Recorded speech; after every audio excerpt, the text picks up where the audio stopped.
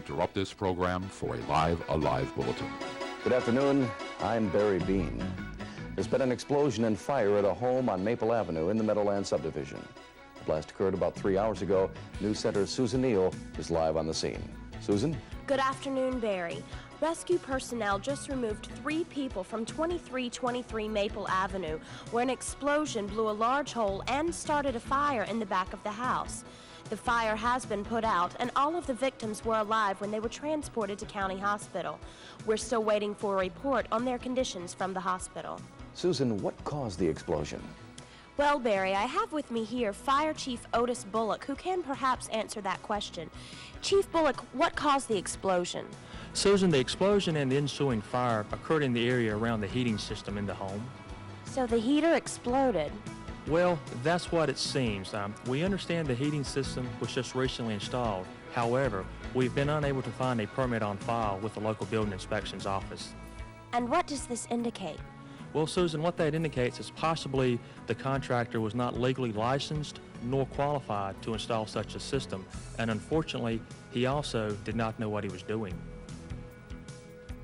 Well, that's the story from here, Barry. We'll keep you updated. Thank you, Susan. This makes the second time in a month that someone has been injured or killed as a result of faulty construction methods. 2 weeks ago, 4 members of a family died in their home on Mulberry Street in the North Creek subdivision, victims of a faulty heating system. Mark Dowd has this update. The John Smith family died in their home 2 weeks ago from a lethal exposure to carbon monoxide. The fire marshal determined that the gas was emitted from a heating system that was improperly installed 2 days before by an unlicensed heating contractor. Boris Hutnoff, a contractor, was arrested by police yesterday. Tommy Thompson was a neighbor of the Smith family. This makes me so mad. Hutnoff's been going around the neighborhood trying to sell these cheap heating systems and offering all kinds of special deals. And I know 2 families that have had him put in their heat and have had nothing but trouble. I hope they lock him away for a long time. But they should have done something sooner. He should never have been allowed to even put in a heating system. If he wasn't licensed, he wasn't allowed by North Carolina law to install a heating system. Yet unscrupulous contractors offering bargain rates and questionable sales pitches are installing or replacing systems that usually don't work properly, if at all, or systems that are hazardous or even deadly. Replacing heating, air conditioning, and plumbing systems is a major project for most people. There's no way to ensure that every person will be satisfied every time with every job done by every contractor in North Carolina. But the state has created several laws and agencies to protect the public and enable them to be more knowledgeable about contractors. This video is about one such agency, the State Board of Examiners of Plumbing, Heating, and Fire Sprinkler Contractors, and how it helps protect the public's health, comfort, and safety. Contractors who install, alter, or restore plumbing, heating, air conditioning, or fire sprinkler systems must have a license issued by the state of North Carolina.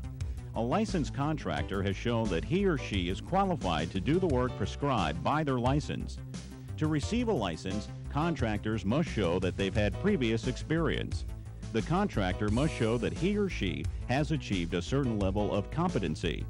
They must show that they know how to analyze plans and specifications, that they know how to estimate costs, that they know the fundamentals of installation and design, and that they are familiar with codes, fire hazards, and other related subjects pertaining to their particular type of work. Having a licensed contractor install, alter, or restore plumbing, heating, and air conditioning, or fire sprinkler systems is the first step in assuring that the work is done properly in a safe and healthy manner. The State Board of Examiners assures that appropriate standards are maintained in the design and installation of plumbing, heating, and fire sprinkler systems. It's made up of 7 members, appointed by the governor. Members serve for terms of 7 years, with the term of 1 member expiring each year. The board is made up of a representative from a school of engineering in the University of North Carolina system, a plumbing or mechanical inspector from a city in North Carolina, a licensed air conditioning contractor, a licensed plumbing contractor, a licensed heating contractor, a licensed fire sprinkler contractor, and 1 person who has no ties to the contracting industry to represent the interests of the public at large. The board establishes the classes of licenses and prescribes the level of competence, the training, and the experience required of applicants in each class.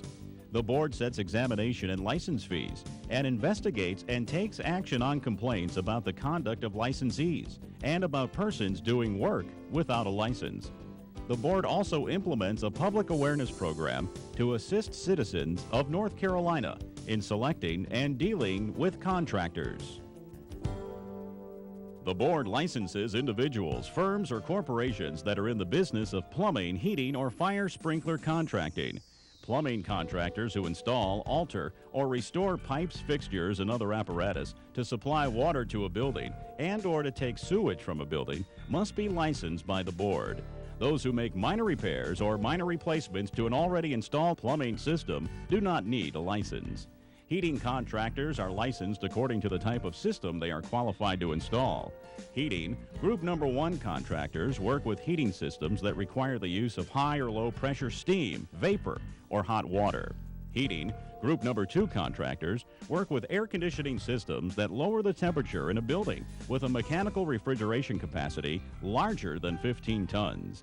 Heating, Group Number 3 contractors work with systems that use electric heating elements or products of combustion that exchange heat either directly with the building supply air or indirectly through a heat exchanger and using an air distribution system of ducts. There are limited licenses for contractors who do work only on houses and for contractors who only install fuel piping to bring natural gas or propane to plumbing and heating systems. Fire sprinkler contractors install, alter, or replace sprinkler systems designed to protect the interior or exterior of a building or structure from fire. These systems use water as the primary extinguishing agent. Licenses are issued in the name of an individual, a corporation, a partnership, or a business with a trade name. The board has established 2 classes of licenses. Class 1, which covers all plumbing, heating, and fire sprinkler systems for all structures, and Class 2, which covers plumbing and heating systems in single-family detached residential dwellings. To receive a license, a contractor usually has to take a written exam.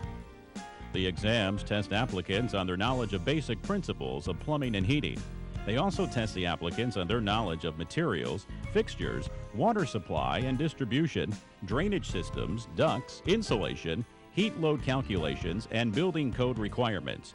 There is also an exam for fuel piping contractors. The exams have a maximum grade of 100 points, with a grade of 70 required to pass. Individuals wanting to take an examination must file an application with the board. To receive an application, you should make a request in writing. You should include your name, address, phone number, and social security number. The address to which to mail the request will be shown at the end of this program. Regular exams for plumbing and heating licenses are given twice a year in April and October in Raleigh. North Carolina has reciprocal agreements with several states that allow contractors to receive certain North Carolina licenses if they hold a similar license in another state. These agreements also allow North Carolina plumbing and heating contractors to receive licenses in these other states. Applicants for North Carolina licenses and North Carolina applicants for licenses in other states must meet the terms and conditions of the agreements between the states. The applications for each plumbing and heating exam include forms to show 2 years of on-site, full-time experience in the category for which license is sought. Up to 1/2 of the experience may be in academic or technical training directly related to the field for which exam is requested. Practical experience may also include work as a field superintendent, project manager, journeyman, mechanic, or plant stationary operator. Applicants for licensure as a fire sprinkler contractor must have specific certification from the National Institute for Certification and Engineering Technology before being licensed in North Carolina. No additional exam is required. In addition to setting the standards and examinations for licensure, the board also assures that licensed contractors operate according to the stipulations of their license. The board also investigates unlicensed contractors who are doing work that requires a license. The board receives almost 500 complaints annually from consumers, other contractors, state agencies such as the Consumer Protection Bureau, and local inspectors. When a complaint is received, it is given a file number and reviewed by the executive secretary of the board. A field representative will investigate the complaint and may inspect the installation site and interview people familiar with the situation.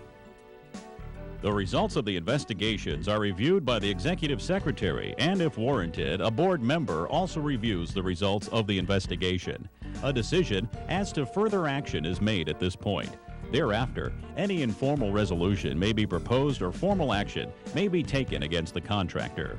Licensees who are affected by the actions of the board have the right to request a hearing. A case may be brought to the majority of the board to hear witnesses and review the evidence. The board will then render a final decision on the matter. If it determines that the standards of conduct and performance have been violated, the board may suspend, impose probation provisions, or revoke a contractor's license. The board may utilize the power of the courts to take action against unlicensed contractors. This action may result in court orders, fines, or imprisonment.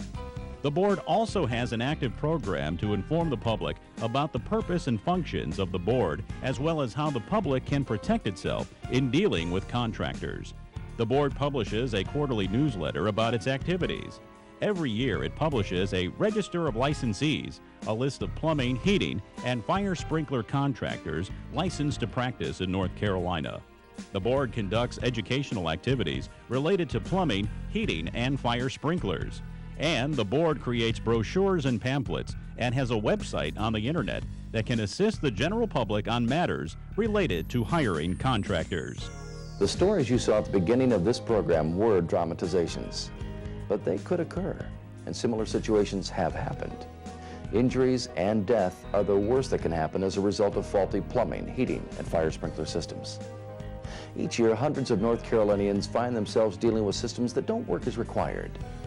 Each year, hundreds of citizens of our state are finding themselves with contractors who haven't finished a job, or contractors that have charged for work not done, and other frustrating plumbing and heating experiences.